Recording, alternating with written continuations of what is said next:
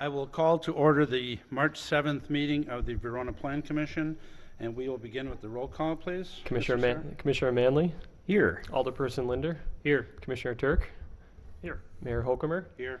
Commissioner Lytle, Commissioner Heinzen, Commissioner Horsfall is absent and excused. We have a quorum, so we will proceed with the agenda. Next, we have approval of the minutes from the February 1st meeting, and those minutes were included with your packet. What's your pleasure? Move approval. We have a motion by Mr. Manley. Is there a second? Second. Second by Mr. Linder. Were there any additions or corrections to the minutes of the previous meeting? Seeing none, all those in favor signify by saying aye. Aye. Opposed, no. Motion carried, and the minutes are approved. Next, we will move on to agenda item number 4, which is a public hearing on a conditional use permit for a 7,182 square foot multi-tenant building to be located at 631 Hometown Circle that will include an outdoor patio and drive-up window. Do I have a motion to open the public hearing? So moved. We have a motion, was that Mr. Linder? Is there a second? I'll second. Seconded by Mr. Heinzen. All in favor of opening the public hearing signify by saying aye. Aye. Opposed, no. Motion carried. We are in the public hearing stage. Mr. Sayre, if you would provide the background, please. Thank you. The request tonight is a conditional use permit for a drive-through window located at 631 Hometown Circle. The property is zoned suburban commercial and it's within the downtown overlay district. Both the overlay district and the SC commercial zoning district requires a conditional use permit for drive-throughs. The review by the Plan Commission tonight would be a recommendation to the Common Council. Thank you, Mr. Sayre. Is there anyone from the public that wishes to speak on this agenda item under public hearing? Is there anyone from the public that wishes to speak? As everyone that watches this on a regular basis knows, I always ask 3 times. Is there anyone from the public that wishes to speak? Seeing none, I would accept the motion to close the public hearing. So moved. We have a motion by Mr. Linder. Is there a second? Second. Second by Mr. Turk. All those in favor of closing the public hearing signify by saying aye. Aye. Opposed, no. Motion carried. We are now on agenda item 4A. Mr. Sayre, anything to add? Sure. So as I said previously, the request tonight is a conditional use permit for a drive-through window at 631 Hometown Circle. Also on the agenda is a site plan for the same property. For sake of ease, I will combine both of those items into one report. The property in question is located on the screen here in yellow. It's located between the Dairy Queen, which is located to the east, and the multi-tenant commercial building, which is to the west, and that building includes Orange Leaf, Little Caesars Pizza, USL. All these outlots for Farm and Fleet were approved in 2007 with the creation of the actual Farm and Fleet development. And these lots are zoned suburban commercial and they are located within the downtown overlay district. The applicant is proposing to build a 7,182 square foot multi-tenant building. Out in the front of it would have a patio. As I said previously, there would be also a drive-up window. The applicant has not identified specific tenants for this property yet, but initially, most likely, we're looking at retail type uses, professional service uses, including hair salons potentially, and also indoor commercial entertainment land uses, which includes restaurant type uses. The project received an initial review before the Plan Commission in December of 2015.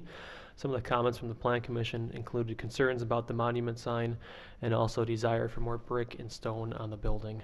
Staff has reviewed the project itself. The building itself does conform to all the required setbacks of the overlay district and also the zoning district. It also meets the minimum height requirement of 20 feet in the downtown overlay district. The applicant is proposing 2 access points to the property. The western access point, indicated here on the site plan, would be a shared access point with the existing multi-tenant property to the west. The easternmost access point would be exclusively for this establishment. Staff has no concerns with the access. One of the items, as we pointed out in December, was we did look at the attempt to possibly try to combine the Dairy Queen access point into this property as well. I think as the city engineer and I took a look at this, I think from a safety standpoint and concerns by the applicant as well of just how that would function with that drive-through, there were enough concerns to not connect that. We think it's more appropriate for this property itself to have the dedicated drive or access point on the Hometown Circle from the east. Parking for the property, the applicant is proposing 52 on-site parking spaces, which comes out to a parking ratio of 7 spaces per 1,000. That's a typical parking ratio for most commercial type uses, including the project to the west as well. So staff has no concerns with the parking on the property. Stormwater management, the applicant is proposing a stormwater pond similar to the Dairy Queen project and also similar to the Taco Bell project to the east. In that case, you'll have the drive-through wrapping around the stormwater pond, and the pond will kind of be in the middle of the drive-through area. Initially, staff has no concerns with the stormwater at this time. Architecturally, this is the side they'll be facing to the north towards Hometown Circle. The applicant is proposing to try to blend with the existing multi-tenant building to the west. The applicant is proposing the use of materials such as brick, split-face masonry, and ephes. Specifically, you have this kind of gray color brick on the side here. You also have the brick columns coming up the building. You'd have the split face in the bottom, then ephes across the top. Once again, looking at the east elevation here, this would be the drive-through side facing Dairy Queen. You have the brick across the bottom, the brick columns coming up. This would be the west facing elevation towards the multi-tenant project to the west, kind of continuing the same theme that you've seen on the other sides. And finally, this would be the side facing Verona Avenue. Once again, you have the brick coming up, and you'd have some awnings across the windows as well to kind of break up that facade. The applicant is also proposing an outdoor patio space on the north side of the building. Initially, when staff and the applicant had looked at this project, we had looked at possibly putting one out between Verona Avenue and also the building itself. Due to space constraints on this property, just because it is a site that is tight for parking, it's tight for obviously the dumpster that's being located on here, and the fact that on-site stormwater is required, space is at a premium on this property. So kind of as an alternative, staff and the applicant kind of agreed this outdoor patio space in the front of the building on the north side of the building would be appropriate. Fencing for that patio would be similar to other projects in the area. It'd be that black metal wrought iron type fence that you see elsewhere on East Verona Avenue and also in the downtown as well. So staff has no concerns with the fencing material there. As I said previously, uses for this project have not been identified at this time. Potentially some of those uses will require their own conditional use permits, and that'd be for the indoor commercial entertainment land uses. And as those come forward, they would have to come back to the Plan Commission, ultimately the council, for approval. As part of the project as well, the applicant is proposing a monument sign. The monument sign would be 8 feet tall, similar to the Dairy Queen site to the east. As part of this, when the Farm and Fleet was constructed, a condition of that PIP, the Precise Implementation Plan for Farm and Fleet, was that the 4 outlots along Verona Avenue were not to have their own monument signs. There was a trade-off with Farm and Fleet with that. Basically what that did was it allowed Farm and Fleet to construct those 2 larger monument signs for their development in exchange that these 4 outlots would not have any type of monument sign. When Dairy Queen came before the Plan Commission in 2012, there was a request at that time from Dairy Queen to have a monument sign, which was granted by the Plan Commission. Staff in previous conversations with Farm and Fleet has requested that they amend their PIP. Obviously that has not occurred, so that condition still is in place. But due to the Plan Commission granting Dairy Queen a sign previously, staff remains comfortable with the Plan Commission granting a sign at 631 Hometown Circle. Based upon the fact that, like this property, Dairy Queen is one of those internal middle kind of lots on this property, on this site itself. As part of any conditional use permit, there are specific and general findings of fact that staff does go through to make sure that each project does meet those requirements. We did go through all those findings of facts, the 6 generals and the 4 specific findings, and it does meet the requirements of the ordinance. So staff does recommend, the Plan Commission recommend to the Common Council approval of the conditional use permit for 631 Hometown Circle to allow for the construction and use of a drive-through. And secondly, staff recommends the Plan Commission approve the site plan for the proposed multi-tenant commercial building to be located at 631 Hometown Circle. I'd be happy to answer any questions you have. I believe the architect is here tonight as well, along with the developers, and they'd be happy to answer any questions you have as well too. Thank you. Thank you, Mr. Sayre. Questions or comments from Plan Commission members? Questions or comments? Mr. Manley, please. Thank you, Mr. Mayor. Question for Adam. We're looking at a recommendation on a conditional use permit tonight and approval of a site plan. the former would require city council action and the latter would not. I'm just wondering, I'm not saying that I'm necessarily against recommending the conditional use permit, but it just strikes me as a little bit odd that we don't even know who the user is. And we would be approving a conditional use permit. Mr. Sayre? Yeah, it's with a lot of these projects, the chicken and the egg kind of at this point with banks especially. So when we did the project to the west, it was the same situation. Obviously, the users weren't known at that time. We've done that as well in Liberty Business Park too, where we don't know the users. Part of the challenge, back to my bank comment, is that a lot of times with banks is that they won't finance a project unless they know the city has approval. And the reality from a tenant standpoint is a lot of tenants won't sign on until they know the bank has full approval, and you actually then have full city approval as well too. So I mean, you're kind of, it's not how it used to be, I guess what I'm saying, is back before the recession where you could probably come in, name all the tenants, and then everything was all locked in stone. You knew you're going to get your financing. It's gotten more challenging.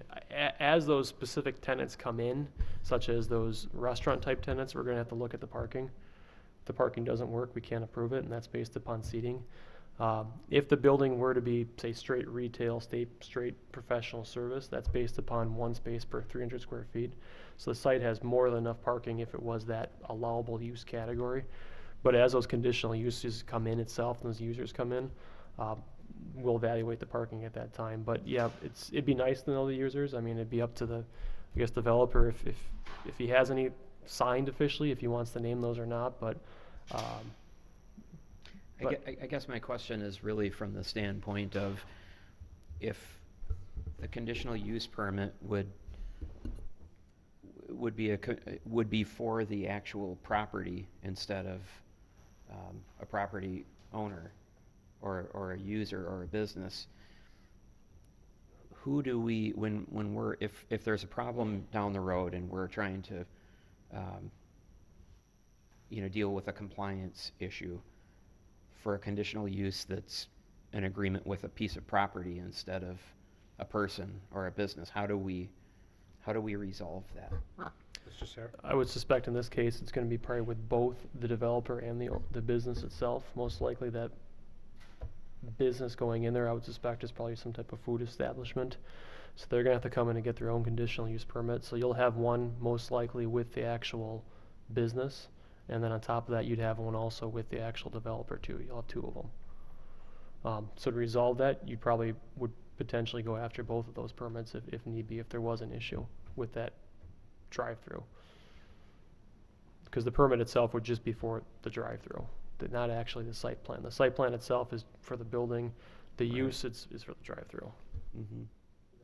Does that answer your question? Or? So if a restaurant with a drive-through came into this development after it was constructed, they would need to get a conditional use permit for the drive-through at that point.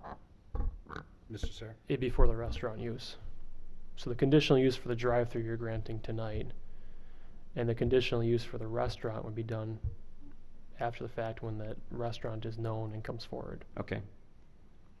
And at that point, if there was an issue or concern at the drive-through, I guess you could probably tie the two together. It is part of their operation. Okay, thank you. Any additional questions or comments? Any other feedback? Mr. Heinzen, please. Thank you, Mr. Mayor. This is a question for Mr. Sayre, and I'm curious about the monument sign and the agreement with Fleet Farm. I'm taking a look at the, what the current multi-use building is on the site, and on the Fleet Farm monument sign itself, there's a spot for 4 businesses that are in that facility, or in that building. Was there an agreement with Fleet Farm as to when additional buildings were built on those outlots, how those would be presented on that monument sign on both sides? Mr. Sayre? I believe the intent when that was done by Farm and Fleet was when businesses came into those outlots, and let me just go back a couple slides here. You'd have the outlots along the front here. Farm and Fleet also owns this lot just north of our stormwater pond, and they also control this, I think it's a 5 or 6 acre parcel as well. My understanding from kind of reading through that, the intent was basically a trade-off. The city granted Farm and Fleet a larger monument sign than what was allowed by ordinance as part of the plan development process in exchange for basically no other signage out there. That was kind of a trade-off of my understanding of how it went. And I Mr. guess, Heinze. and my question is more of a practical one, because the monument sign that Farm and Fleet has on the property right now at that site is completely filled with the businesses' names that are already out there. And I guess I wasn't here when this was agreed to either, but I'm wondering whether or not there was a, I guess, what happens in a situation where there are more than the 4 businesses that can be placed on the sign? You know, do we agree to a larger one when that would happen, or is it just, we're just silent and we're sort of winging it? Mr. Sarah? I think and back to your first point there, whatever was a trigger point of, when they had to go on there, or what kind of required them. I mean, it was basically saying the other ones were not getting it, so it was kind of up to Farm and Fleet's discretion, I guess, at that point to decide what they wanted to do. I took a quick look through some of the concepts that were in the file out here, and I think a lot of the concepts that were looked at initially on this, and it was before my time too, but the impression I got from looking at the file was a lot of the users that were initially planned for these properties were single tenant users, that looking at more of a, your Taco Bell, your Dairy Queen, it for better or for worse, it didn't contemplate 2 multi-tenant buildings, which, I mean, you're getting more users and space out there for retail, but in the same breath, then you do chew up a lot of sign space out there as well. But so I suspect in looking at that and just some of the concepts, I think it was mostly those single tenants, and that if you start counting the lots at that point, it does kind of add up at that point of probably that was what the initial thought was, and the sign is full. One of them's full. Thank you. Mr. Lytle, please. As you might expect, I would like to build on this discussion regarding signage. I'm not sure, I know Mr. Horsfall was on the Plan Commission at that time, but it was a pretty intense discussion and trade-off that we went through with Farm and Fleet around the quality of signage they were providing, the size of the signage, and the trade-off was that we would not allow any other monument signs. The remainder of the signage would have to be on the buildings. And yes, market conditions have changed. The mix of single-tenant buildings versus multi-tenant buildings has changed, but that precise implementation plan is a public document. Anyone looking to purchase a lot out there is aware of that condition. And if they have an issue with space on the Farm and Fleet sign, then they need to work with their whoever they're purchasing the lot from, to work that out. I don't think that's the city's problem to get in the middle of. I believe we made a mistake by letting Dairy Queen have their own sign. It makes us inconsistent. And I think building on that inconsistency by adding an 8-foot tall multi-tenant monument sign with flashing marquee just sends us the wrong direction. And so to me, it's pretty clear that the other multi-tenant building is getting along fine without a monument sign. Taco Bell is getting along fine without a monument sign. It's the right decision for this group to make, to at a minimum reduce it to a single small monument sign for the drive-through tenant, if that's a requirement like it was for Dairy Queen. But I think that could wait until they have an actual tenant there, and they could come back and ask for a revision if that's going to mean the difference between getting a buyer and not getting a buyer. So I would say the recommendation I'm going to make is that one of the conditions of approval is the removal of the monument sign. Thank you. Other comments, questions? Mr. Linder, please. Yeah, for the drive-through, do we need to attach any hours to that conditional use permit at this time? Mr. Sarah? No, we haven't done that for other users because there aren't any houses in this area. Okay. My second question was the garbage dumpster. On the other lots, we don't have it by the road there, and I wonder if there's any, I was not at the December meeting, I don't know if that was discussed, but it also wonder if that kind of blocks view coming out of that driveway. Mr. Sayer, Mr. Monpass? Yeah, I guess I can speak to the December meeting. We did talk about that for a little bit, just about where we could place that on the property. I think the developer has looked at alternatives. You know, I saw an idea at one point of trying to fit it in this area of the property, and there's just not enough room. Trying to kind of hug it into the pond area, and then it impacts the pond, and there's really not a good place to put it. That was kind of the reality that I think that was the impression I got from the planning commission, the developer of, you know, with this current layout, it's space is at a premium, and there really wasn't a good spot to put it. So that was kind of the spot that it was left. I know the applicant is providing a significant amount of screening around that as well to help break that up. But yeah, I think the reality is we kind of looked at, as everyone kind of looked at it, it was it's tough. It's tough. Where do you put it on this property with all this stuff they have going on? And about the only way to do it would be to probably start shrinking the building at that point, which then would drastically impact the site plan itself. I'm not sure if Mr. Monpass has any comments on the vision out there regarding the dumpster. Mr. Monpass? Looking at where the dumpster is and the distance back from the back of curb, you've got a sidewalk there, but the cars are gonna pull forward beyond the edge of the dumpster. They should be able to see left and right, down the sidewalk, down the street to determine whether there's any pedestrians or oncoming traffic. I don't see an issue with a clear vision at that drive-through. Thank you. Mr. Linder, please. Is it, as far as the runoff, there's no way to put it in the drainage area, similar to, was it Dairy Queen, I believe? Mr. Monpass? No, they're pretty tight on space and volume as it is right now with their detention pond there, and if you took and placed that dumpster in there, you would significantly impact their stormwater. Go ahead, Mr. Linder. Was there talk of maybe moving the dumpster to the middle? I don't know how that affects being able to back trucks in there, but if you had it in the middle, it'd give you more sightline than it currently is. Mr. Monpass? I was not at the December meeting when that was discussed. You could potentially do that. I don't know that it would not change the ability for a truck to get in or out. You're still gonna be impacted by the parking stalls there. So whether it's in the middle of that parking line or on the edge, it's still gonna have the same issue of access to it. Mr. Linder? That would potentially increase visibility coming out of that driveway. Mr. Monpass? Is that correct? I still don't think that visibility would be an issue because the parking is pulled back far enough from the right-of-way and the existing sidewalk. Cars are not gonna stop back at the edge of that dumpster to look left and right. They're gonna pull up through the apron and look to turn left and right. I don't see the vision being an impact by that dumpster.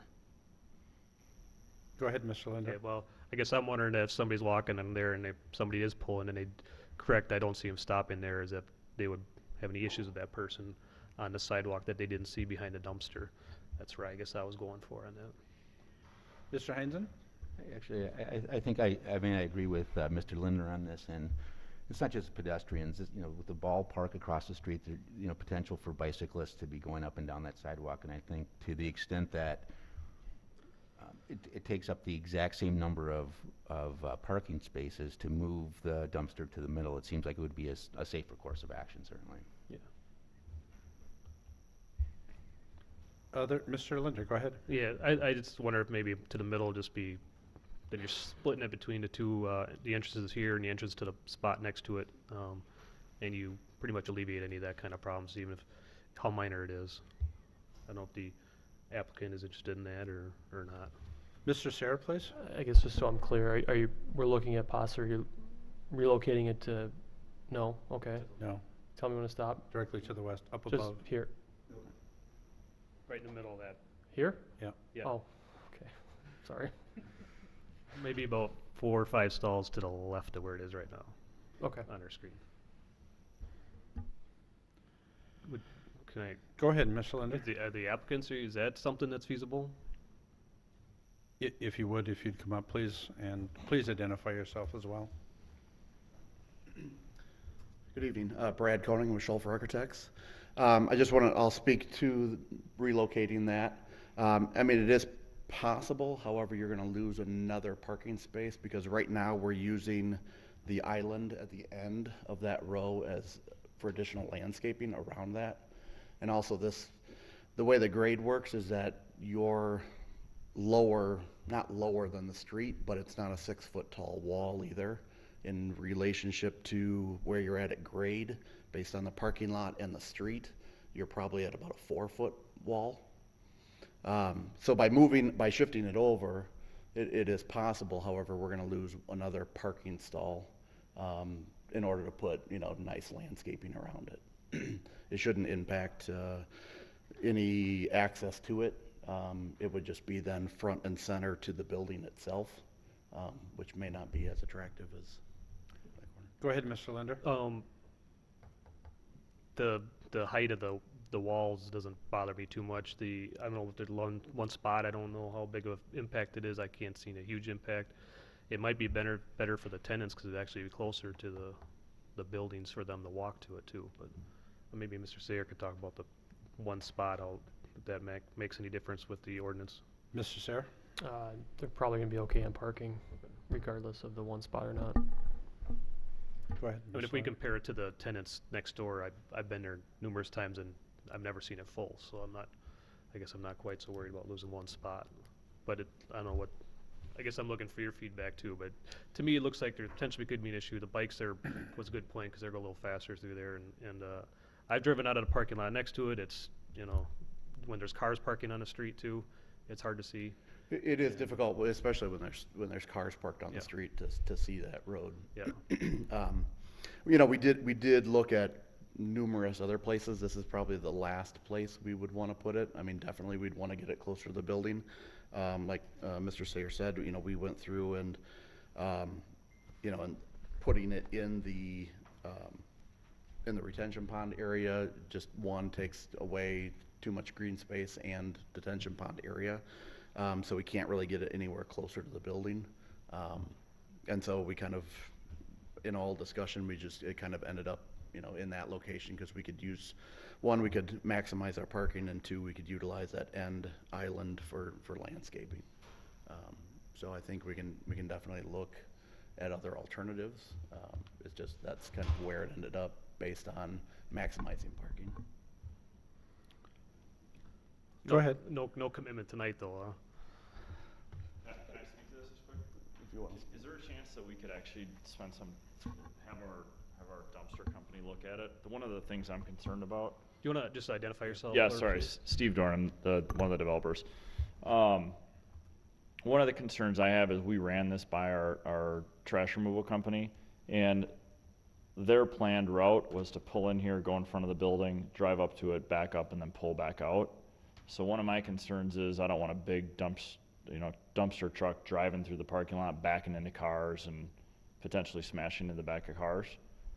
I'm fine if they can figure out a way to maneuver it and we're not compromising too much. I'm all about safety. I'd rather have it be right the first time. So I don't know if there's a way we can maybe defer to make this a staff decision, and we'll try to do what we can to make it as safe as possible. We don't want safety issues on site either. Go ahead, Mr. Linder. I'm fully comfortable with letting the staff make that call. Okay. If everybody else is, that's fine with me. I'm seeing heads nod in agreement. I'm comfortable as well. Is everyone okay with that? Okay. Other questions, comments, feedback? Or any potential motions? Again, item A would be a recommendation to the Common Council, and item B would be a decision by the Planning Commission. Mr. Lytle, please. Yeah, I just wanted to give the applicants feedback that I appreciate you taking our other comments related to the architecture. I think it's a better looking building than when we saw it the first time. And in general, I'm very comfortable with the plan you all have put forward, with the exception of the sign, obviously. So with that, I would make a motion to recommend approval of the conditional use permit for the building at 631 Hometown Circle. We have a motion by Mr. Lytle. Is there a second? Second. Seconded by Mr. Linder. We have a motion and a second before us Further questions, comments? Mr. Heinzen? And is that with or without the monument? Just to make sure I understand. Maybe that's coming still, but. Mr. Lidle? Thank you. I was assuming, I should run that by Mr. Sayer, that the revision should apply to the site plan versus the conditional use permit. Mr. Sayer? I would agree with that as well, yes. Okay, so the motion before you then is to recommend approval of the conditional use permit. Questions or comments on the motion? Seeing none, all those in favor signify by saying aye. Aye. Opposed, no. And that motion carries. We are now on agenda item B, which is discussion and possible action on the site plan. Questions, comments? Mr. Lytle, please. If you don't mind, Mr. Mayor, I'll make a motion regarding the site plan as well. The motion would be to approve the site plan as presented for the property at 631 Hometown Circle with one clarification and one change. The clarification would be that the applicant would work with staff regarding the placement of the dumpster, and the revision to the site plan would be the elimination of the proposed monument sign. You've heard the motion. We have a motion by Mr. Lytle. Is there a second? Seconded by Mr. Heinzen. We are open for discussion on the motion. Discussion on the motion. Mr. Manley, please. Thank you, Mr. Mayor. Just so that I'm clear, with the motion, the intent of the motion is that there would be no signage allowed aside from whatever signage would be on the building itself. Mr. Lytle, please.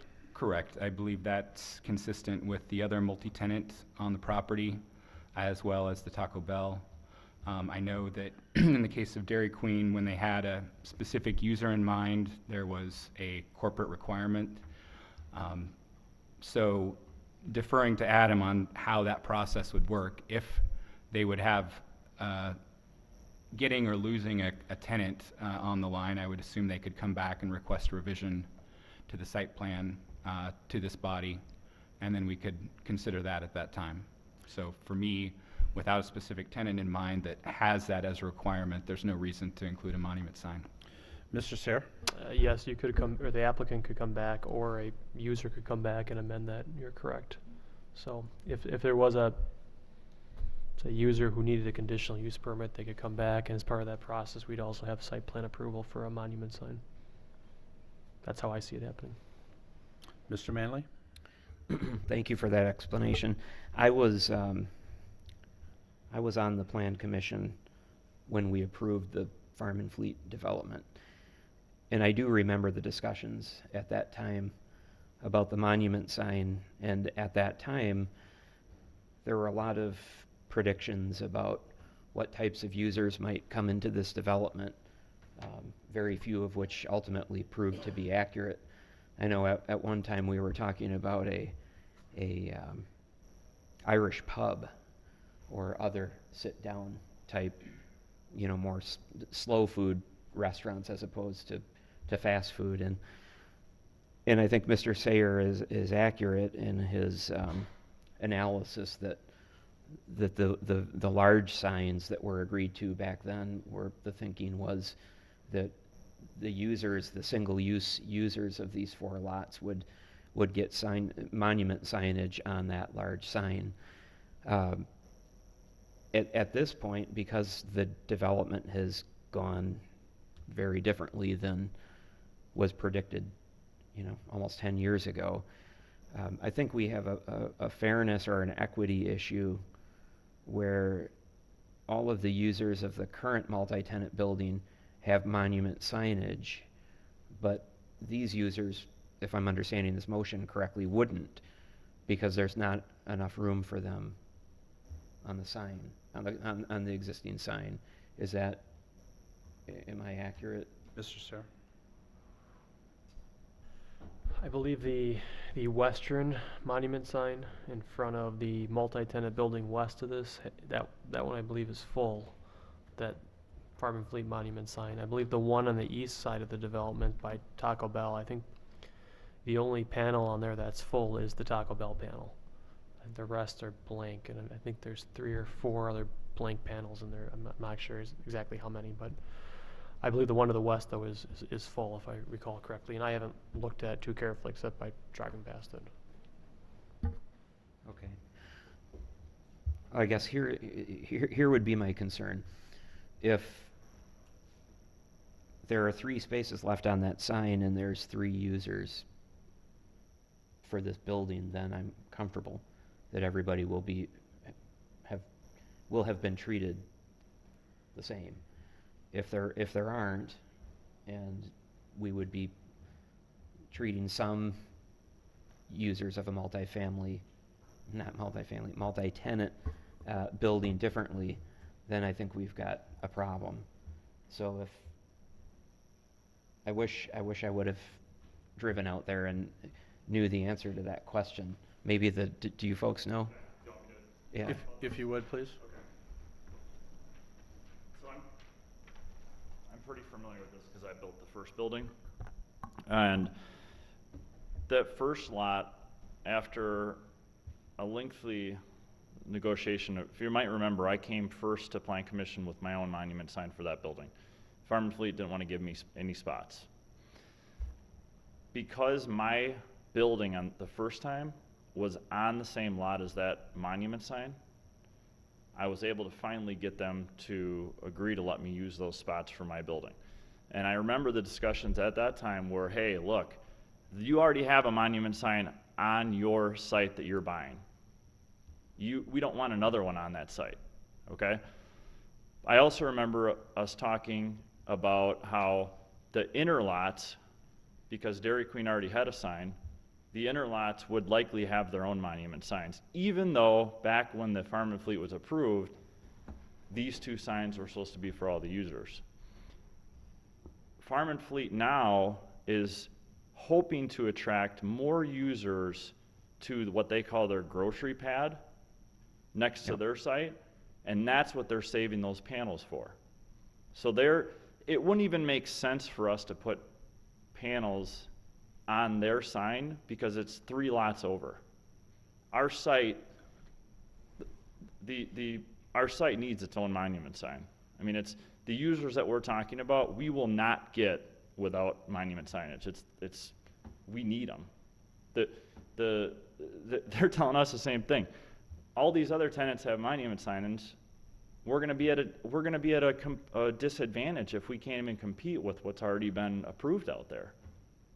So this monument sign, I cannot stress how important this monument signage is to this project. I'm not even sure we can even move forward without it, because the tenants that we're talking to, our verbal agreements with them are contingent upon the monument signage. So if you give us the approval for the building tonight, this all may collapse if we don't get the monument sign, if we have to go back to them and tell them there's no monument sign.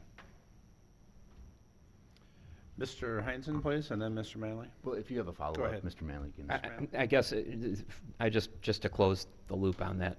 Thank you for that explanation. And I remember we had the discussions. I guess it would have been 9 years ago or something like that. I understand and respect Mr. Lytle's opinion on this, but even back then, I remember thinking that I didn't think it was frankly that big of a deal that we allow businesses to put signs in front of their property, putting people on notice, who's doing business there. I mean, we've got signs all over the city, and I don't know. I guess I'm just not as troubled by signs maybe as others are. So I'd be supportive of putting a monument sign consistent with what was proposed in this site plan. Thank you, Mr. Manley. Mr. Heinzen, please. Sure, and I'm not sure which way I'm going to go on this yet, frankly. I tend to agree with Mr. Lytle that it strikes me that this is a contractual issue between this outlot and Fleet Farm. That makes a lot of sense to me. And it doesn't trouble me as much if let's say there were 3 spots inside this building instead of 4. The monument sign that's on that doesn't have any names of businesses yet. It's an entrance to this little, this little subdivision, sort of. It strikes me that that's close enough to the lot that when people turn in to go to whatever is listed there, it's one of those buildings that's right in front. So that piece of it doesn't really it doesn't seem like that's a big difficulty. I guess I'm just sharing, my thoughts on this. I'm not really sure which way I'm going to go yet, but I guess I wasn't aware that there were difficulties negotiating with Farm and Fleet when that was the intent to begin with. It strikes me as a little odd, frankly. One other quick comment on the sign, and tell me if I'm Go ahead. interjecting Go ahead. inappropriately here. We originally proposed the sign to meet code, and Adam, you can correct me if I'm wrong here, but I think we originally proposed to Adam to maximize the size of that sign at 16 feet tall per code. And what we did is we came back, because I think that's what code allowed. That's why we did that. So we were just building it out to what code said we could. And Adam and I, or not Adam specifically and I, but Adam and I and Brad and Chris have all had several conversations about this sign. This is probably the 10th sign rendition we did, because we wanted to get the sign to the same size as what Dairy Queen's is, and that's what this is. This sign is the same height as Dairy Queen. And we wanted to invest some more money into the sign, which we did. We put a little bit more money into building the sign than we originally did, because frankly, we knew this would be a contentious issue, and we wanted to show you that we really tried to, make it as attractive as we possibly could. Mr. Lytle, please. As a plan unit development, as this area, the plan unit developments are all about trade-off. And in my opinion, the city has been very flexible in our trade-offs. There is a question of equity, but that equity needs to come from the party you're negotiating with following through on their commitments. And if you need a reminder from the city that they have requirements in terms of allowing you space on the existing monument signs, I'm sure we can share the minutes from that meeting as a way for you to get the maximum negotiating leverage you need. But the city has provided a ton of flexibility in configuring these lots, maximizing the space you have to have a multi-tenant building on that lot, and yet also getting a drive-through such that we're down to the last possible space that we can't even put a dumpster enclosure in the middle of that drive-through, because you need all that space in order to do stormwater retention properly. So I don't feel that it's the city not being flexible with you in insisting that the agreements that were put in place with the owner of the development in terms of how they make use of their large monument signs be followed as a first resort. And if you are unable to get relief through that means, then I'm saying that it's only fair of the city to come and try to help you by granting exception or a modification by giving you a monument sign on that property. Again, that's one Plan Commission member's opinion. Other questions or comments? Certainly, go ahead, Mr. Heinzen. And just an observation, I just pulled up a picture of the monument sign, and it appears to me at least that there are spaces on the east monument sign that for at least 5 more businesses right now. Thank you, Mr. Heinzen. Certainly, I understand the frustrations with the signage, and I was here too when we talked about the monument signs, and things have changed since then. I would support approval of the site plan with the signage, because I believe that we should be somewhat consistent with what we've done with the other site as well. So I understand people's frustrations. We've got an applicant, from everything that I've heard, is willing to work with the city to make sure that it's a very nice looking sign, and for that reason I can support it. But other questions, comments from Planning Commission members? Mr. Linder? Mr. Lytle makes a, very good case, for not having a sign. I guess the way I'm thinking about it though is the cat's out of the bag a little bit with Dairy Queen. Everybody else has a sign but them. I know the sign there is spot on the end. I guess I didn't understand what you meant by the grocery lot for Farm and Fleet. Go ahead. Maybe that would shed Farm some and light on it. Fleet has a 5.5 acre site, next to their store. east? To the east, that they're, in their minds, they see a potential grocer there. I don't know that they've been talking about this for 10 years, so obviously they don't have a grocer, but that's what they envision there.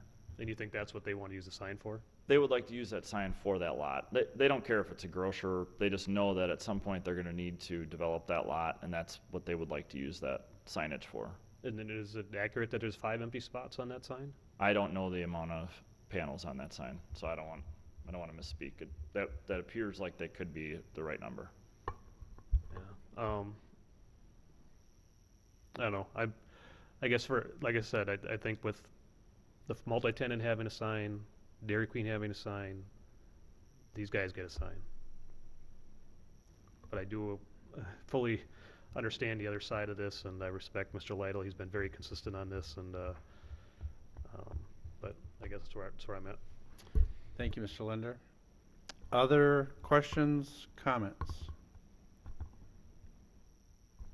Questions or comments? Mr. Heinzen?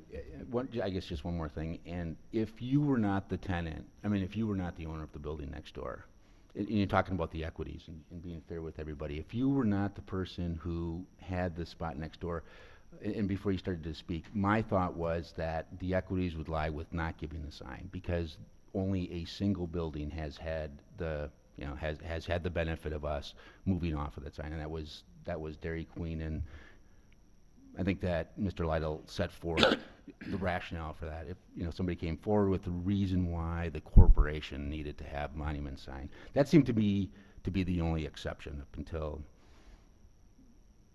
I guess, you view the monument there as on the property and not similar to the monument sign that's on the east side. I guess this is your viewpoint. Is that true? That's basically it. I just want to make sure I understand the question. So I view the monument sign on the previous building that I built was on that site. So at that time I was told, yes, we don't want 2 monument signs on the same lot. Whereas this lot, which is in the middle, not on the corner, doesn't have any signage at all. So yeah, I guess in a roundabout way, yeah, I think it makes sense. Each lot will now have a monument sign. There won't be more than 1 monument sign on each lot. Okay. Other questions or comments? Mr. Manley, please. Thank you. Adam, can you just clarify that if we were looking at this project in isolation and not part of this PUD, that this type of a use and user would be entitled to a 16-foot tall monument sign under our existing zoning code? Mr. Sayre. I don't know if it was 16 or not. I don't think I saw that one. I remember seeing a 12-foot one, but the best comparison from a sign standpoint, if you've been out towards the Vincenzo Plaza development, they put a sign up a month or 2 ago. I'm not sure if you've been out there, but I think that one is 16 feet. I believe 16 feet is allowed for multi-tenant monument signs on roads that have speeds of 35 miles an hour. And I know old PB is at 35, so that's probably the best comparison if you're looking for a comparable that would be allowed by code. Technically, that would be it. So this would be about half of what code would otherwise allow. Yeah, I think the 8 feet came back and forth as Mr. Dorton kind of indicated. Staff had kind of went back and forth with him regarding the size, and I think my comment to you at one point was, I don't see the Plan Commission approving a 12-foot tall sign. My recommendation to him at that point was probably the best way, or potentially if this is going to be approved by the Plan Commission, because we knew it was going to be an issue, was to take the sign down, make it an 8-foot tall sign, just like the one that's next to it. With that being said, if we're all independent of what's going on there right now, yeah, he probably could, by ordinance, have a 16-foot tall multi-tenant sign. Okay, thank you. Thank you, Mr. Manley. Other questions, comments? We do have a motion before us. Mr. Sayre, would you Would you mind paraphrasing the motion? There were two additions to the motion. Sure, I believe the initial motion by Mr. Lytle was recommend approval of the site plan with the condition that one, applicant work with staff on the placement of the dumpster, and then two, removal of the monument sign, that only wall signage would be allowed. I think the wall signage was just clarification of that it was not all signage, just monument sign. Thank you. Mr. Linder, please. So just for clarification, if we do not agree with that, what's the next step? If this motion were to fail, we could have another motion. Okay. I had Same Miss- question. Same question? Yeah. Okay. So a vote, a yes vote or an a vote would have those two conditions, working with staff on the placement of the dumpster, and number two, the removal of the monument sign. So all those in favor of the motion signify by saying aye. Aye. Opposed, no? No. No. And that motion does fail. We would now, we have the availability for any additional motions. Mr. Manley, please. Thank you, Mr. Mayor. I'll make a motion to approve the site plan as presented with the contingency that staff work with the applicant on the location of the dumpster. We have a motion by Mr. Manley. Is there a second? Second. Second by Mr. Turk. Questions or comments on that motion? Mr. Lytle, please. Thank you. I just wanted to clarify that, this is, in terms of city problems to have, it's not a major one, and I just wanted to wish you the best in your development and be clear that I was trying to push consistency in our enforcement. Like I said, if we could go back and not have granted Dairy Queen signage, that would be an ideal situation in my mind. But all that being said, I think you have a great looking building, and I wish you the best of luck. Thank you, Mr. Lytle. Again, we have the motion. So the motion is for approval of the site plan with the condition that the applicant work with staff on the placement of the dumpster. Any further questions or comments? Seeing none, all those in favor of that motion signify by saying aye. Aye. Opposed, no? And that motion carries on a 4-2 vote.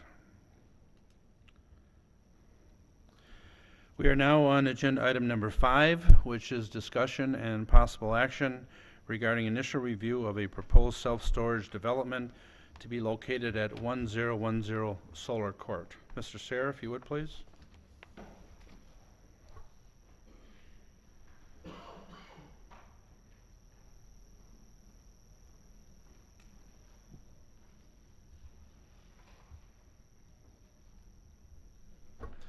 Thank you. So the applicant is requesting an initial review to construct 146 storage units at 1010 Solar Court. 1010 Solar Court is located at the end of the Solar Court cul-de-sac. Just for location purposes, this is County Highway M. The Quick Trip is right here. Alliant is here, and there's a substation there. So it's in the city's southeastern part of the city. Currently in the property, there is the Plan Commission did approve a 16,100 square foot building for Krantz Electric in 2008. Krantz Electric did pour the footings and foundation for that project, but it never went forward because of the economy. So as part of this, the applicant would have to kind of deal with the site as is of what's out there right now. Obviously, if this project goes forward, the Krantz Electric project is not going forward. This project does require a conditional use permit from the council, and also site plan approval from the Plan Commission as well. Staff took a review of the bulk requirements and feels that it does meet the proposed setbacks of the ordinance.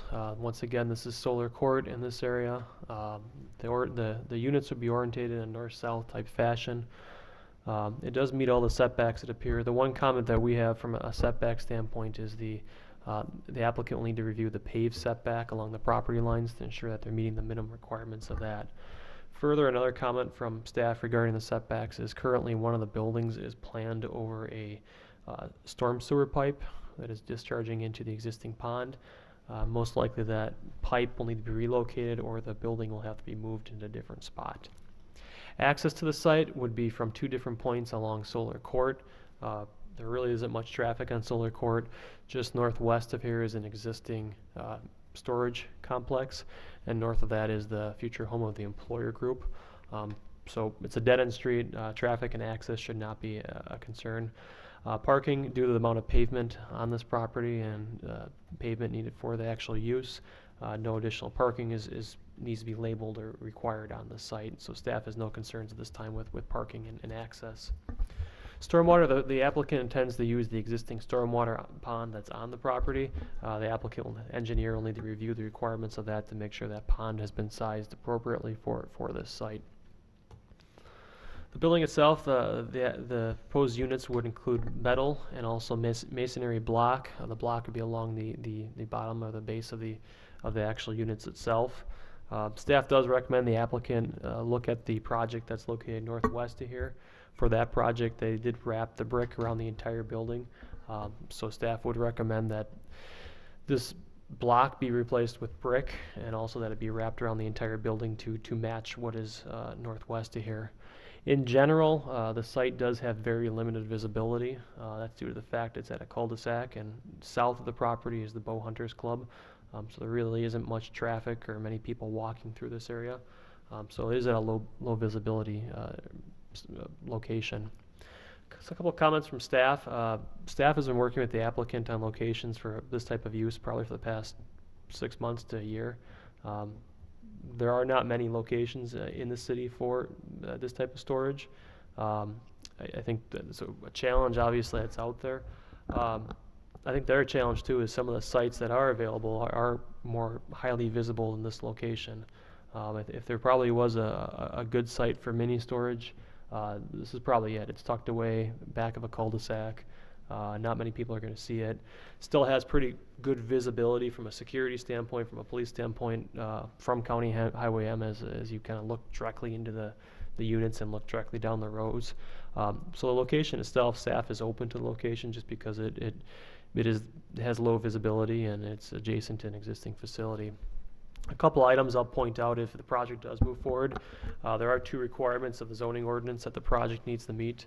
1, the facility shall be designed to minimize the adverse impacts on nearby development. The color, exterior materials, and orientation of the proposed buildings and structures shall complement the surrounding development. And 2, no electrical power shall be ran to the storage facilities. So with that, I'm happy to answer any questions. I know the applicant is here. I believe he wouldn't mind saying a few words if that's okay with the Plan Commission. But staff does recommend the Plan Commission review the submitted materials and provide feedback to the applicant. We will give the applicant an opportunity to make some comments. Thank you. Thank you. My name is Fred Eisenhower, and I'm here with my general contractors from 1848. And we're here to answer any questions. I did give Adam packets for everyone, so I hope everyone received the packets, and if not, I have more. So, and the packets are basically designed for more of the need for self-storage, to inform you about that versus the land use, and there's a definite need here in Verona. And the reason I know this is that I own Cross Plains Storage, and we built that in 2013. And 10% of my customers out there are from Verona. I get calls every week. Everything is full in Verona. It's nonstop. I don't know if you guys hear this information, because I don't know if someone looking for a storage unit calls their representative when they can't find one saying, where's it? No, they just go find the next best place, whether it's Madison, Cross Plains, Mount Horeb, or whatever. So there's definitely a need for that, and I'm hoping that packet will show you all the information you need. I don't want to bore you with all the details in that, because I can talk about this all day. So the pictures in the packets I put in there that show all the facilities. Now, while it may look like there's a lot of facilities in Verona, yes, there's 7 or 8 of them, but they're all very small facilities. They're 30 units, they're 50 units, they're 60 units. This facility at 146 units is very average size for this industry. 200 is a normal number. 400's easily done. So, You know, I put pie charts in there to show the difference between, you know, a Middleton, a Mount Horeb, Cross Plains, and hopefully it shows that there's a deficit there for the storage units. As Adam says, you know, we've been through many properties, and it has been a year. I went and looked back. It's been over a year. I've been in Adam's office several times. I've been by Farm and Fleet. No, Fred, that's not happening there. I get it. No, Fred, not there. That's not going to work. We were looking in Liberty Park. That was great until everything started coming into Liberty Park, and I get it. These are storage units. This is not what you want prominent out front. That's why I think this is the perfect spot for it. It's tucked in the back. You have the need for the storage, the storage units. It's there, and you're only going to keep coming across this. The one thing I'll point out is why you may not come across it that often is that Verona is growing and Verona is getting expensive. This land that I'm buying right here, or that I'm under contract for, it's twice as much as the model number for storage units. It's twice as much. That's why, you know, the business only has a certain amount of money it can generate. I can't come in and say, hey, $300 a unit, I'll be empty. So I took a different approach thinking, you know, okay, I overpay on the land, but the business model's there. I'm certain it works. It'll fill up very quickly. It'll do nice, and, you know, the land's not going to go anywhere. It's going to still be that price. So I'm just not going to worry about that. I am overpaying. I'm exceeding what I should be doing for this, but I know the business model will work just fine. So just real quickly, some of the project features, 140-something units, maybe 146. The reason it varies is because those units are interchangeable. The site plan that you're looking at, or that we had up, it shows little units with doors. I know you would be too. I'm opposed to doors facing the road. I don't think it's very attractive. It's not necessary. If someone drives by and they can't tell it's a storage unit, it's not necessary. The visibility of the units, it's not necessary anymore. That's the old school way. You needed to be on a road. You needed to be on the side of a highway. I know that 75% of my renters in Cross Plains, they find me on their phone. I have all those facts. That's where they get me. So my internet presence is more valuable than my location. I told Adam, put me in the middle of the woods. As long as you put me a driveway up to it, they'll find me. I'm not worried about that one bit. So I do think this is a perfect location.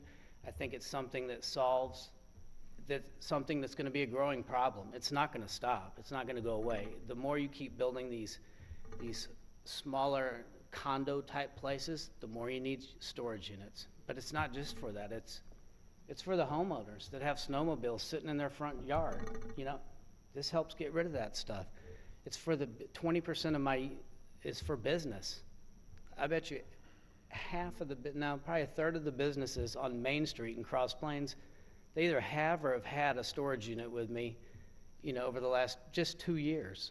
So there's a different need than just an apartment person moving from place to place. The buildings, I put them down as slate gray with evergreen doors. I've looked at thousands of storage units. This is by far the most attractive. It keeps the green. It makes them look really nice. If you're ever in Cross Plains, I'm right next to the fire station. They're some of the nicer units you'll see, probably in the whole Madison area. I put blockstone perimeter, the blockstone. Adam was suggesting brick to be similar to the facility next door. I disagree with that one, but I'll do whatever. Brick, block. I associate brick with residential. I put block with commercial. My units in Cross Plains look very nice with the brick. I have no idea which one's more cost effective. I'm probably pushing block and it's brick's cheaper. So we'll have surveillance cameras, 12 to 14 of them. I've got 12 in Cross Plains, so that will be fully taken care of. The lot will be paved, well lit, attractive landscaping. They will be ADA compliant with 5% of the units handicap accessible. We'll have 24-foot wide aisles in between the buildings. That helps with backing. fire code compliant. These days I have to be more compliant than the ones you've seen over there of Paoli and stuff. You know, I have to have exterior fire extinguishers now, so I know how to do all that. The last thing is, this is a very low traffic facility. You get 3 to 5 cars there a day, you know, maybe a few more on a Saturday. It's low traffic. And the last thing, it would solve the demand for storage, you know, in this area. So in general, I agree with Adam in his plan report, but I had a few questions on the masonry requirements. And Adam, if you could pull up the overhead one.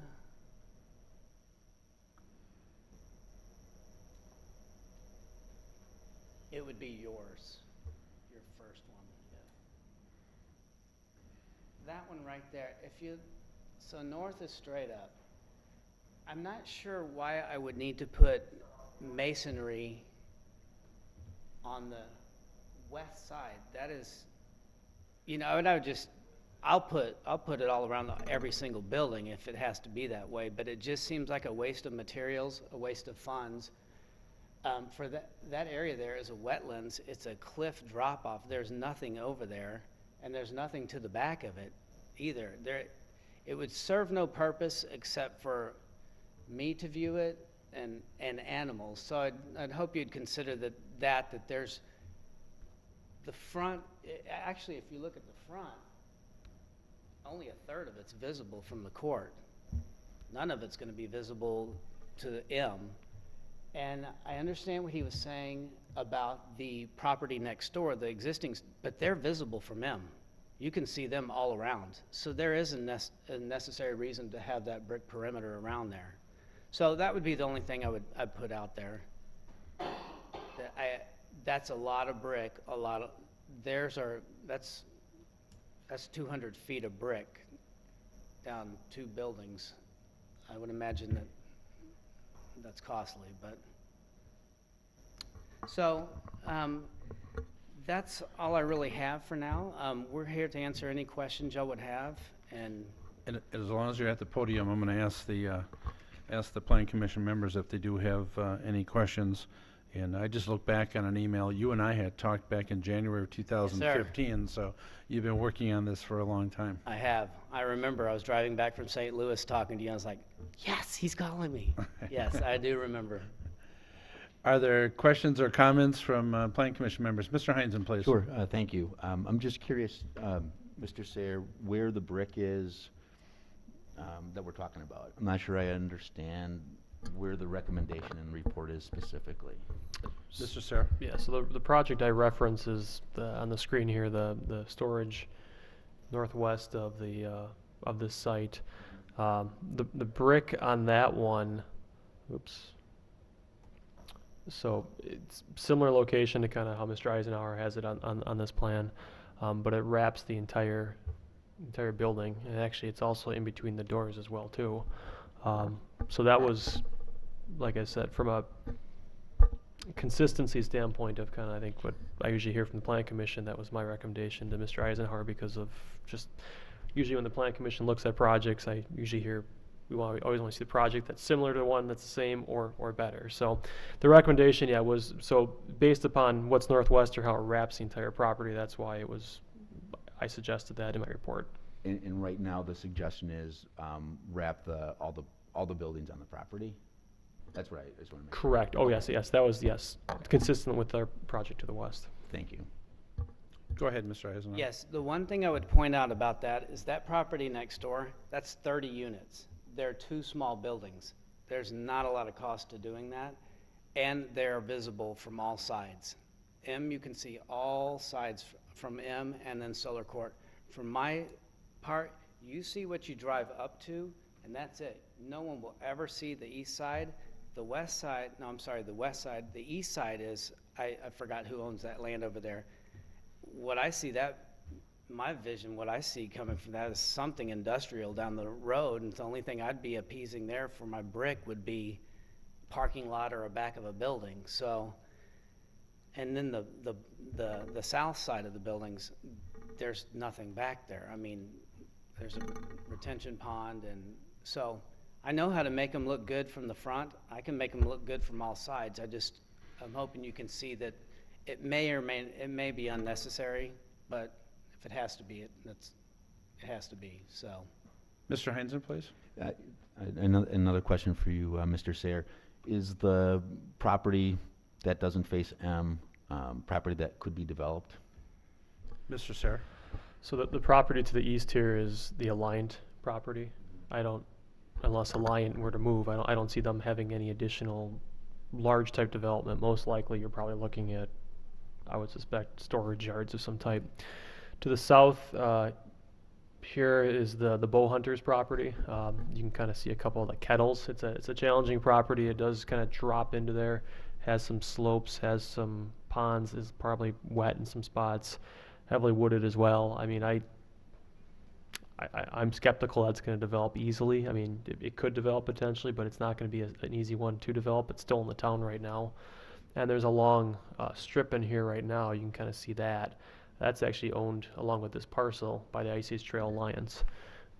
They're not going to develop. They're not going to sell. They have interest in that property just from a preservation standpoint. So, yeah, I'm skeptical the Bow Hunters will develop anytime soon, if they ever do, just because there's some tricky environmental features on there.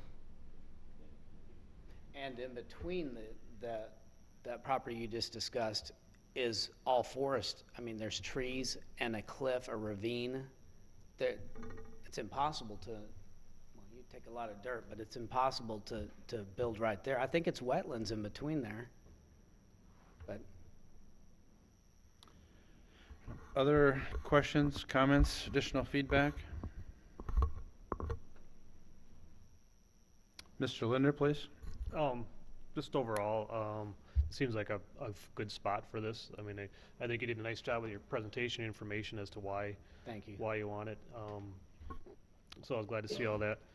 I guess this is just initial review. If you want to discuss, how much block or brick gets put on around here with Mr. Sayer and come back with that in the future, I think we can work something out. But in general, I mean, we're talking about plan commission, so it's the right place for it, and I see the layout looks fine to me. So I'm good. I'm good with it. Thank you. Thank you, Mr. Linder. Mr. Manley, please. Thank you, Mr. Mayor.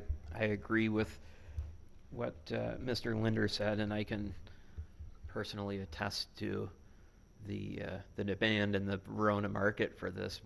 We built and moved in 2014, and I spent weeks calling to find anyone, and I even called your facility in Cross Plains and couldn't get into it. What? But I apologize. But I finally we were able to get one, and it was one of those cases where you, with building and not knowing when the home is going to sell, you just have a few months of time when you need storage, and be nice to be able to meet that demand right here in Verona instead of having to go outside the city. I don't call Cross Plains convenient to Verona. I'm just surprised.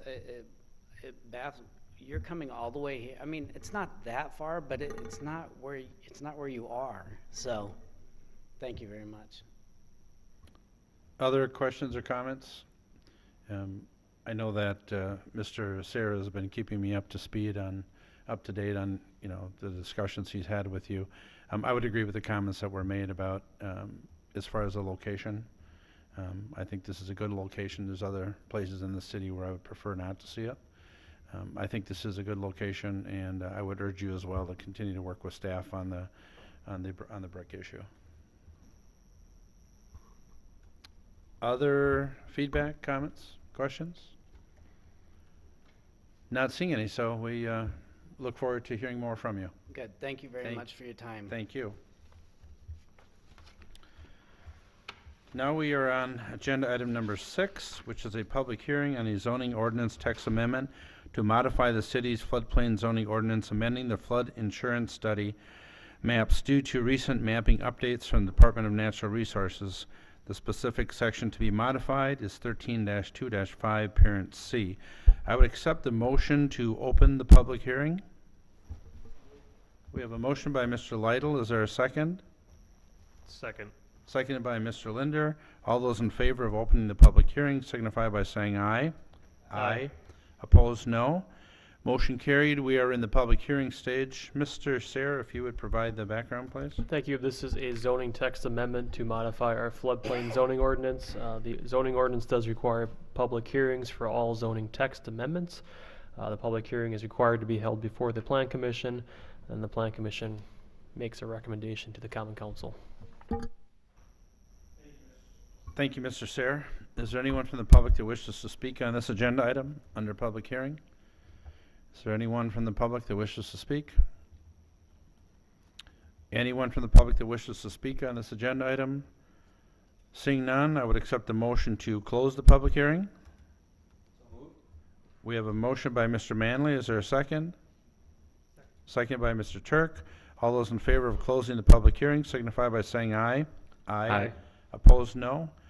Motion carried. Mr. Sayre, any additional comments? And again, for the Plan Commission, if we were to take action this evening, this would be a recommendation to the Common Council.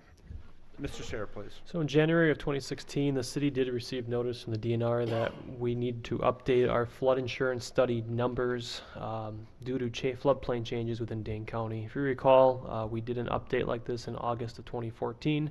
Once again, the numbers have changed, so we need to readopt the new numbers. The only change that is being made is the floodplain insurance study numbers or map numbers are changing. Nothing else is changing. Floodplains are not changing in the city. But we need to adopt this by June 16 of 2016. Otherwise, we will be suspended from the National Flood Insurance Program, which nobody wants that. So this is kind of more of a housekeeping item that will keep us in compliance with the federal program and will have absolutely zero impact on the city itself. So staff recommends, the Plan Commission recommend the Common Council approval and adoption of amendments to 13-2-5, paren C, amending the flood insurance study maps. Thank you, Mr. Sayre. Questions, comments, or potential action? Mr. Lytle, please. Just more out of curiosity than anything, do we have, how many parcels within the city are subject to flood insurance requirements? Mr. Sayre? I don't know off the top of my head. Swag? Swag? Yeah. 20, 200? It's a bunch. I mean, you have the Badger Mill Creek, you have the dry tributary out by Epic that has flood requirements on it. Towards the coating place, there's a large floodplain area along Bruce Street and towards the woodworking factory down there, that's floodplain. I don't know. I don't have even a number off the top of my head. So Fair number. So they're built upon. There's actually structures in on those parcels. Yeah, In some cases. Yeah, and for the most part, a lot of them are out of the floodplain. Some are in it. You know, for the coating place, that was a project. We looked carefully at the floodplain because portions of that are in the floodplain. Had to make sure the addition wasn't increasing the flood rate out there. I mean, yeah, there is a handful that are built on, but I've never really looked and done a count of how many. And it's usually only an issue when they start pushing dirt in those areas or they try to build or expand in those areas. That's when we get called. So the city's in NFIP with like sort of the entry level CRS score, community rating system score. I know that you get discounted. I'm actually, if Ms. Fisher is in the audience right now, I'm not sure if since you're a little more floodplain expert than I am, would you mind commenting on that at all? Can you comment on that by any chance? Can you come to the Carla, microphone? if you're going to respond, if you'd come up, please. Thank you. Carla is with AECom and handles a lot of our floodplain matters in a variety of I'm spots. Carla Fisher. I don't know if I can answer the exact property questions that you have. I was just curious. I know that the FEMA puts in incentives for cities to minimize flooding issues through this premium reduction in flood insurance rates. And I didn't know if we were in that program as a city, if we had checked those boxes, and as a result, the citizens that have property in the floodplain were getting those reductions or not. I guess I would have to look into that. What I've done is just modeled the different floodplains in the area, depending on what development's being put through, to just see what the impacts are, and then we've run through and done letter of map revisions if needed. So I'm more on the engineering side and less on the policy side, I guess, but I mean, I'm sure we could find that information. Just curiosity on my part, Okay. but thank you for that. All right, thanks. Thank you. Other questions, comments? Mr. Linder, please. I guess just for Mr. Sayer, what exactly do you mean by changing the map numbers? What exactly does that mean? Mr. Sarah, please. Sure, so in your packet, there was a draft ordinance, and in there, it has all the firm panel numbers in there, but then it goes on to talk about the corresponding profiles are based upon flood insurance studies, the FIS or Dane County incorporated areas, and then it has a list of volume 55025 CV 001D. So what happened in there, they added, usually just changed the last letter in that, so it changed the whole panel, so you have to go in and amend the ordinance to make sure the panel matches what FEMA has and matches what Dane County has. So those kind of 1, 2, 3, 4 blocks of numbers after the FIS that we have for the city, those are what changed. And usually one number, one letter changed, then we have to come through and formally amend the ordinance. They say that we don't have to go through a public hearing process. This is something that staff could just do administratively, but we've always taken the position that and the advice of our city attorney, better safe than sorry, take it to Plan Commission and Council and get authorization to formally amend it, just so no one can come back and question it, because all it is a number, a map number changing. It's nothing else. And Go ahead, Mr. Linder. Just to clarify for myself then, so basically FEMA changed their volume numbers and we just need to update our ordinance to match their volume number? Because yes. it's the most updated one? Yes. Okay. Mr. Linder? Yeah, I will make a motion to recommend that the Common Council approve and adopt the amendments to 13-2-5 Parent C, amending the flood insurance study maps. We have a motion by Mr. Linder. Is there a second? Second. Seconded by Mr. Heinzen. Questions or comments on the motion? Seeing none, all those in favor of the motion signify by saying aye. Aye. Opposed, no. And that motion carries. We are on to reports. Reports and comments from the planning department. Mr. Sayre, please. The only comment I have is, I have two actually. One, the next Plan Commission meeting will be the first Wednesday of April, not the first Monday due to the election. So please just mark your calendars accordingly. The second thing is the next item on the agenda is I have on the reports and comments from the Plan Commissioners. We added that as an opportunity for the Plan Commission to formally kind of ask questions of staff of just projects that you may have looked at or questions about things going on, or if there was an item that you wanted us to be looking into or working on or something along that line. I think kind of as Bill and I talked, there really wasn't a formal process, and it hasn't come up, but if there was ever a real question or somebody in the Plan Commission had a driving need for us to be doing something or working on something, we really didn't have a mechanism in place. So the intent of that is to, if you have something you want us to look into, you have the opportunity to raise it at that point, and we don't want discussion tonight because it's not on the agenda, but something we could put on a future agenda. So it's kind of your opportunity to take the floor if you have any specific questions or gripes, or you want to talk about something. We can initially have that, or we can place it on an upcoming agenda too. So that's the intent of that. I mean, if you don't like it either, I can take that off the agendas too, but it was trying to increase the kind of back and forth of the commission and staff. And again, as Mr. Sayre indicated, it's more of a request for information for the future, because if there's nothing on the agenda that specifically allows us to talk about that project, we can't do it. But so nothing else on the report from the planning department. So reports and comments from planning commissioners. Mr. Heinzen. I'll jump right at it. It came up tonight, and I'm wondering whether or not we ought to take a look at the ordinance that allows 16-foot signs. If this is going to be a difficulty or cause some problems in the future. Because I guess it surprised me that they can be that large and we would not have control over it. Okay. So I guess that's the thing. Should we, in this future, talk about changing it to a different size? Okay. I can put on the next agenda. We can have a discussion about the sign ordinance and kind of just take a high-level view of it, of what we have out there, and just get your thoughts on that. Mr. Manley? Thank you, Mr. Mayor. I was wondering if staff could give just a little bit of a status report on the, one of the projects that we reviewed a number of months ago, and that's the, I don't know what to call it other than the former Chinme restaurant and gas station.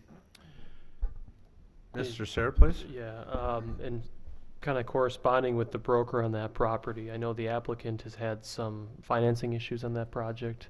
I believe they thought they had kind of cleared that hurdle, and it sounds like they still may have some financing issues on that. They're trying to obviously work with the banks and, you know, make sure they have their investors lined up. So I know it's still in the works, but it's taking a lot longer than I think what the applicant wanted, and the broker obviously, you know, even the seller as well too. So it's still a potential project out there, but the property still hasn't closed officially.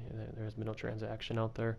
There was an issue at one point, I think, with the tanks as well, making sure the banks had the right information about the test on the gas tanks, the diesel tanks, and in the ground as well, making sure that they were functioning properly. So it's still in the works, but there has been some hiccups with financing on that project that have delayed it. Thank you. Mr. Linder, please. Yeah, I was gonna go down the same avenue. I was gonna ask about that, but also, we approved a change to the front of Hughes Flooring. I was wondering if they had done anything. And then, there's any other, there was one other project I was gonna ask you about too, but if you start with that one, give me a chance to remember the other one. Mr. Sarah? I don't have an update from Hughes. I can follow up with them though. I know I spoke with them about something else a while back, and they didn't have any update at that time, but I'll follow up with the owner and just see where they're at with that project. Go ahead, Mr. Linder. Yeah, the other two actually was the Emerson one. I know they had some neighborhood meetings. I was wondering if heard any feedback from that. And then Candinas, anything? It's been quiet for a little while. I have Mr. Sarah? I have no update on Candinas. Regarding the Emerson and Main project, they had 2 neighborhood meetings a couple weeks ago. My understanding, and I wasn't at those, but my understanding is they went well. I believe there were some comments about some potential stormwater concerns on the property, making sure the developer addresses that. I think potential concerns about access going towards the east to North Edge Trail, trying to not encourage vehicles from exiting and entering from there. I think the other concerns I've heard as well of the parking lot kind of up on the northern part of the site as well, making sure that's buffered from the neighbors and looking at potential trash collection as well. But I know that the developer is kind of working through those right now and is kind of working out, you know, those questions, and they're more the details of their project as well. So my understanding is still moving forward, but they still have some internal steps they kind of work through themselves. Thank you. Other questions, comments? I'm not seeing any, so with that, I would ask for a motion to adjourn until, what's the date in April? The April 6th. Do we have a motion? We have a motion by Mr. Linder. Is there a second? Second. Second by Mr. Manley. All those in favor of adjournment signify by saying aye. Aye. Opposed, no. Motion carried, and we are adjourned. Thank you, everyone.